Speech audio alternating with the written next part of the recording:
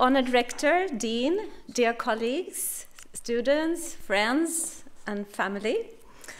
Thank you for the introduction, and I would like to thank Rob, the previous speaker, for laying the ground for my talk so nicely, which is where I kind of take off from where you left off, I think, and that's challenges for sustainable development, rural Europe in a new global context.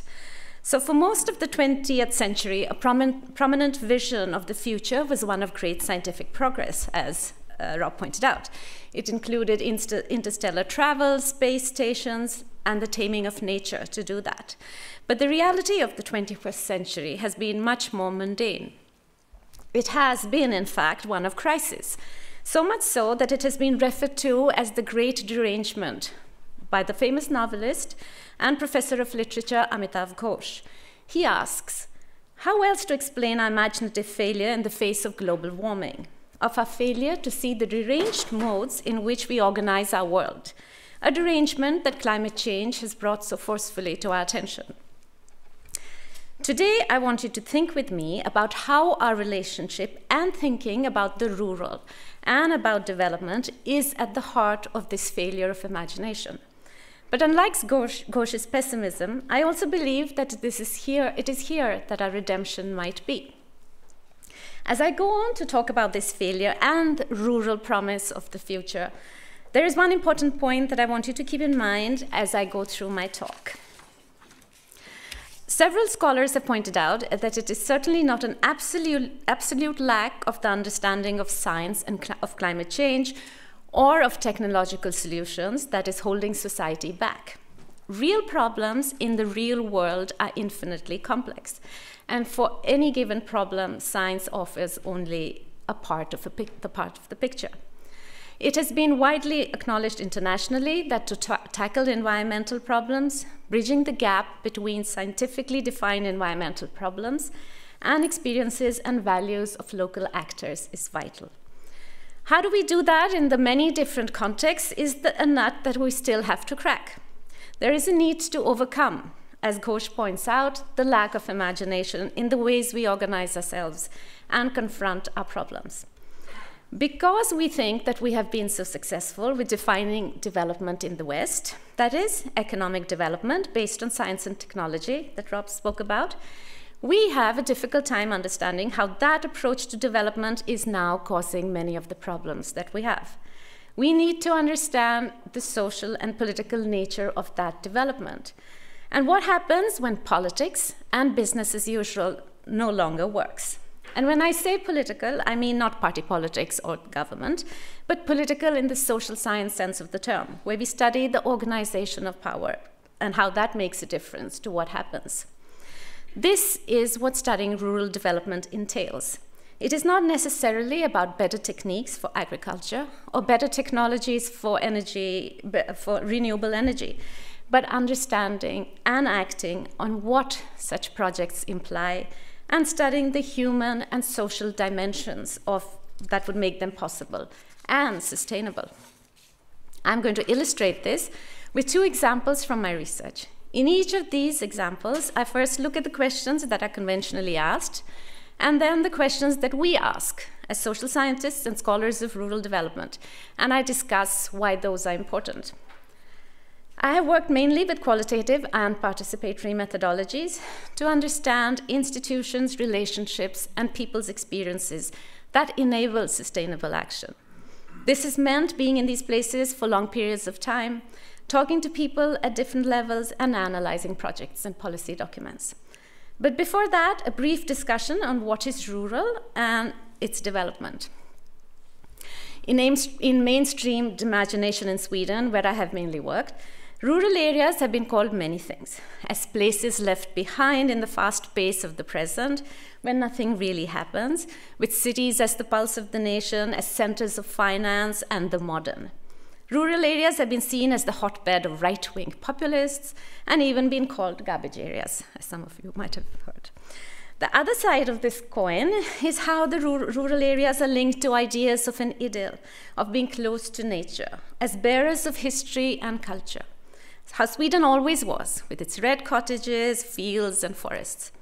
Images are important, Why? Because they influence the way we think as well as our policies, as I show ahead, and that's partly talking to your policy question. Both these images are stereotypes, and they can lead us astray from what is happening. In both images, where there's places where nothing much happens, or of tradition and nature, time stands still. But in fact, rural areas that are often considered to be peripheral in mainstream imaginations are very much global, with a great deal of movement and dynamism that are at the heart of our attempts at sustainability. In very direct ways, they raise questions about our society, about land use, and people's citizenship. And when I say citizenship, in its most simple form, I mean people's rights and responsibilities, both in rural areas and outside. So rural areas can be said to be global, especially in 3 ways. The current scramble for resources as a result of the challenges of climate change, food security, energy, and recreation have heightened the importance in the world economy. Far from being areas that are forgotten, in actual practice, rural areas are tied directly to the ebb and flow of national and international circuits and capital. This map from Boverket, for instance, shows the different interests, overlapping interests in rural areas, the riksintressen, and layers of claims to the same space of the rural, and of course its connections, which are linked very closely to what's happening outside these areas internationally. Secondly, these are global in other ways. Rural areas are tied inextricably to transnational policymaking in relation to climate, environmental protection, EU policies, and so on. These policies have important implications for how land is used and societies are organized. Many policymakers and people continue to think about the nation state as the decision maker, but actual practice can be quite different. Control of capital and large infrastructural projects is no longer the purview of the national government alone, and a whole range of national and international actors are involved, as I go on to show in my examples ahead. Third, there is a demographic transition going on in rural areas. It is true that most immigrants to Sweden live in urban areas, but there are many in rural areas that until recently have been largely ignored in rural policy. Because many of these places have so few people living here, even a small number of newcomers makes a big difference. These include asylum seekers from war-torn countries, Europeans who buy second homes, transitory populations like berry pickers and workers, while in many cases, all inhabitants, especially the younger generation, are moving out. These changes are understudied, especially in the case of Sweden.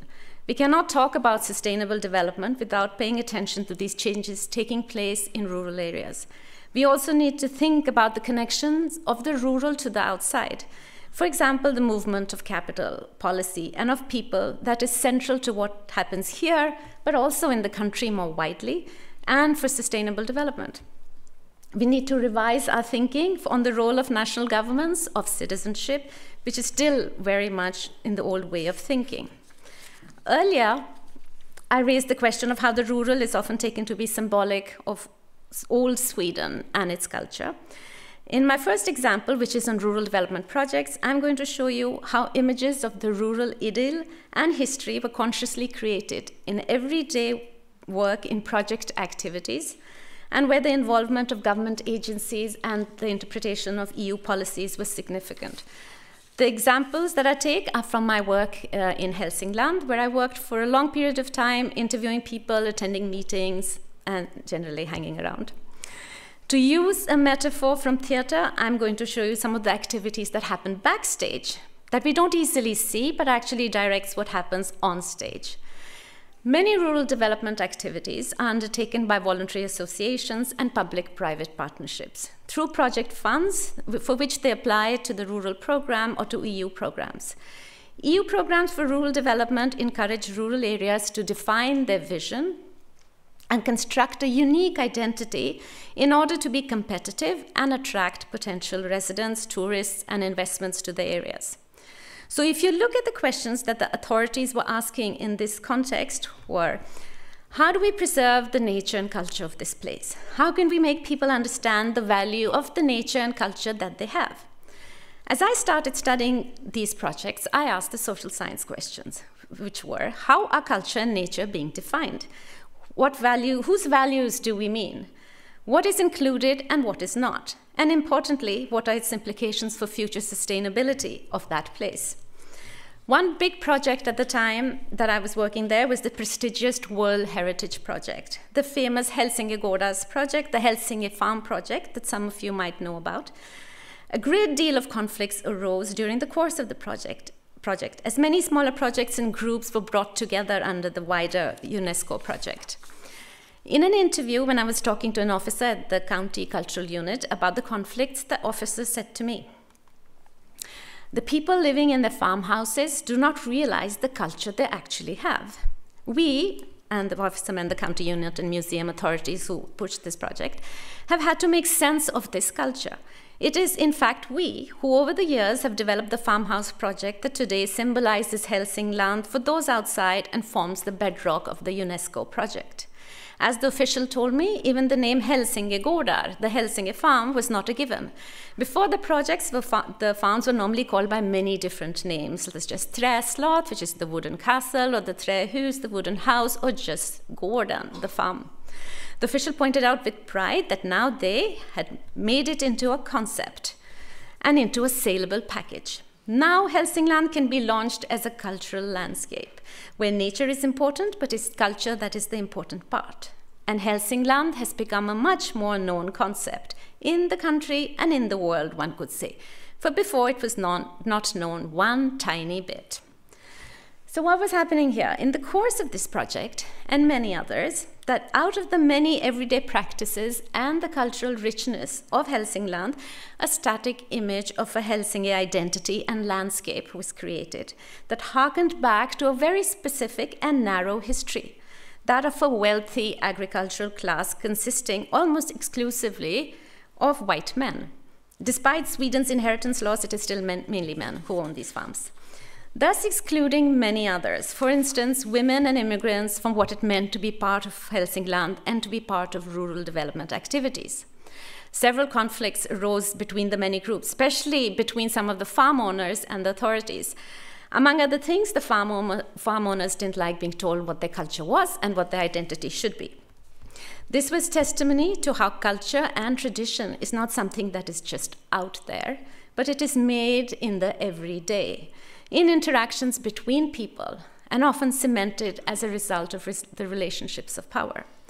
Culture is dynamic and created in the everyday by what we say, what we think, and what we do.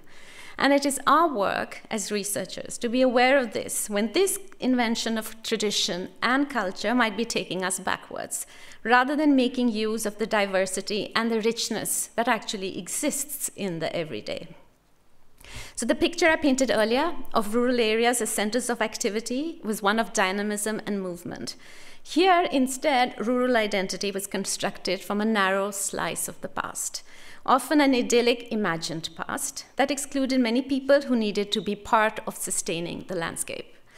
So by looking backstage, I found that while the focus was on tangible material objects like the farm buildings, what was being ignored were the people actually living in these places and the movement. As we try and preserve nature and culture in our efforts towards sustainability, it is imperative that we understand that neither nature nor cultures are static. This case is also an example of how rural governance is a result of what happens at many different levels, at the place itself, at the county, the national, and UNESCO, of transnational policy making that might not always be responsive to the context itself. This transnational aspect is all the more clear in my next example, which concerns environmental governance, or more specifically, mining projects in northern Sweden. Now, it is often taken for granted that mining will contribute to economic growth. The questions that are normally asked are, how many employment opportunities will mining bring to the area?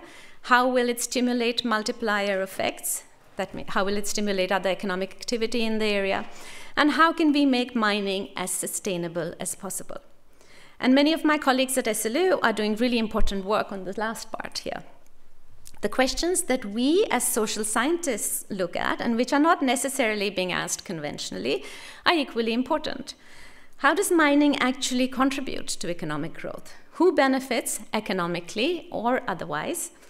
Who are the actors involved? And are the actors that we normally assume are responsible, such as national governments, are they really the ones that are actually responsible? In essence, these are questions of how resource exploitation is being governed and managed. The scramble for resources among the countries of the world led to a mining boom in recent years. Many countries, and Sweden is one of them, rewrote their mineral policies to enable resource extraction. This scramble for resources has given rise to what has been called a resource nationalism, as nation-states seek to protect their interests, work towards energy security, and extend control over rural areas. Paradoxically, while the state is seeking to do this, global capital in the form of multinational companies and new actors are challenging national authority over resources and rural spaces. On the one hand, capital is global, but so is governance in a way. In our study sites, indigenous Sami groups have turned to international networks and appealed to UN authorities to guarantee their citizenship rights and protect natural resources from overexploitation. On the other hand, municipalities have been going to Brussels to lobby EU officers. While the exploitation of natural resources promises development to these areas, it also threatens to dispossess rural people of land they believe is theirs. So when the state actively supports mining companies in the hope that it will lead to economic growth in the country, and even in these particular areas, the question is it really so? The question of where the value is actually being appropriated is largely ignored. In popular imagination, there is also a belief that the state will guarantee returns to the area. So for instance, while Arvid Schenström, my doctoral student who was there talking to people, they've wanted it to be a state company to be there. But even if they are state mining companies, can they really do that, subject as they are to the vagaries of markets and international finance? Thus, we can no longer take the nation state for granted as the last authority when it comes to resource governance. Nor are the rights and responsibilities of everyday citizenship self-evident for rural people on the ground as they turn to other authorities to assert their claims. So these studies raise important questions about how we balance the need for resources with environmental sustainability. But importantly, they also bring to light that sustainability cannot be thought of without at the same time dealing with questions of whose rights and interests such projects serve and which citizens are considered important.